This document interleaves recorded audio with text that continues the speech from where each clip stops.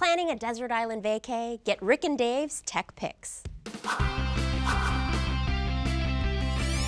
Welcome to Geek Vs. Geek, where Dave Johnson and Rick Broida mud wrestle with their minds over all things tech. I'm your host, Helen Hong. We're talking about desert island tech, where we find out what Dave and Rick think is the one essential piece of gear they couldn't live without this week. Rick, do you want to start? I do. So this week I have got the Striiv Touch, which at first glance looks like a fairly ordinary fitness band.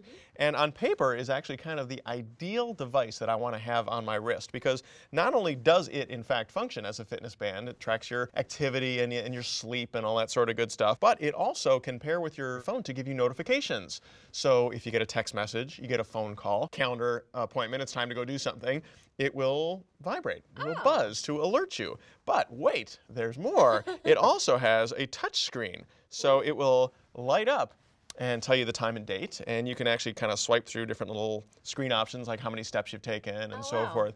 Most of the fitness bands are just like LEDs or nothing at all. This gives you some useful information, and I especially like that if you get a text message, it's not just a scrolling ticker that you have to, if you blink, you miss it. You can actually kind of swipe through each page of text and read the message, and you're good to go. I do have a couple little problems with it. To charge it, you have to put it inside this little cage, which is kind of a pain to bring along, and so it docks in there, and then you connect it via USB cable to whatever. I don't like that, but it's kind of necessary to maintain the waterproofy nature of it. And it doesn't do a great job with notifications. It will only give you text messages and phone calls and that sort of thing. It won't pair with like Runkeeper to show you what your pace is and that sort of thing. But it's $100. And so it's actually less expensive than any smartwatch. It's really very close to being the perfect wrist companion. So I have something that's going to blow that out of the water on the island. Because what is that useful for? Almost nothing. It's going to tell him how efficiently he's sleeping on his bed of coconuts, right?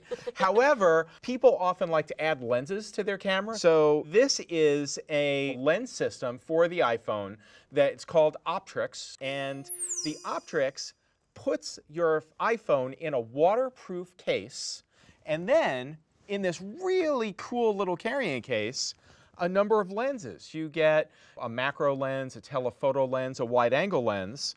So you take a lens out and you screw it in. Wow. And so you've got the advantage of now I have a wide angle lens on my iPhone. This is actually a really, really cool device. I really like it. It gives you access to the touch screen and all the buttons underwater. Really? And you can change out lenses. So this is like for the professional Instagrammer. I mean, like Instagram happy. This is for anybody that snorkels, scuba dives. Well, scuba diving, you're limited to 30 feet. So if you know you're doing a shallow dive along a coral reef, this is great. Or just be out in the rain, because your camera is fully protected and you have an assortment of lenses. And how much does this magical device cost? It's $150. Oh my God, really? It's only a little more than that. It's not just a case, it's also the lenses, sir. What do you guys think of Dave and Rick's picks this week? We want to hear from you, so let us know on Facebook, Twitter, or email. We will see you next time on Geek Vs. Geek.